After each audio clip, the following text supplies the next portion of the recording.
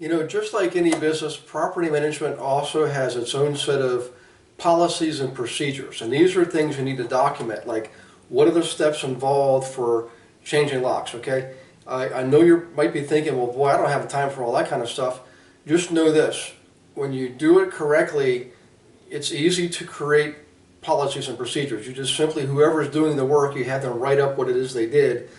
Then you got to edit a little bit, format it, and that's your policy. So I want to give you some topics that you should have written policies and procedures on that you share with your contractors, your employees, your tenants, your owners, so that everybody understands in writing what the policy is for whatever the subject is you're talking about, okay? And by the way, some of those you'll include in your contracts. Contracts with contractors, contracts with owners, contracts with tenants. Include those policies and procedures as addendums so you can verify that they've been disclosed, okay? In a lot of cases you'll just say policies, procedures available upon demand, things like that.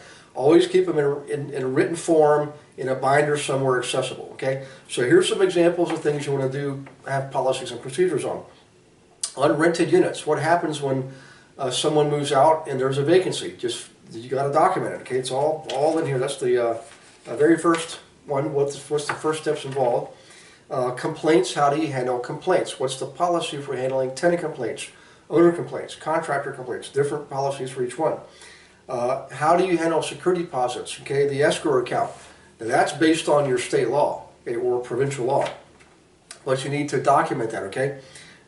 Maintenance calls, what's the policy for those? How about signing out keys to agents who want to show your properties, okay? You got to have a policy there. And we're really strict on that because nothing worse than an agent coming to show one of your units and not coming back by with the key or something, like just crazy stuff happens. Have a policy for that. Signing out keys for contractors. Lease renewals. How do you handle lease renewals? It's another profit center, and I recommend you have a policy on that. Move out services. Basically the walkthrough sheet. How is that handled? What's the policy? Also, how about this? A lot of municipalities require you to get what's called an occupancy permit to rent your unit. Sometimes you have to update that every single tenant. Sometimes it's every year. Sometimes it's every 3 years. Sometimes it's only upon a sale of a property. Whatever it is, you need to document what that is because the owner is going to say, well, you need to do that. And that may be true, but that's technically an ownership responsibility. And you need to be paid for that if you do that for the owner. That's why we have different levels of service. Basic entry-level service, middle of the road where we do more features and benefits, top of the line is the owner doesn't lift a finger, we do everything. That's the most expensive, that's where we make the most money, but we provide the most service. Let's see, advertisement of vacancies. Remember there's rules and regulations, there's laws about advertising, okay? So you need to have a policy for that. How about filing judgments and evictions, okay? There's a policy for that. And also collections. One of the most common things you'll be involved in is collecting money from your tenants, okay?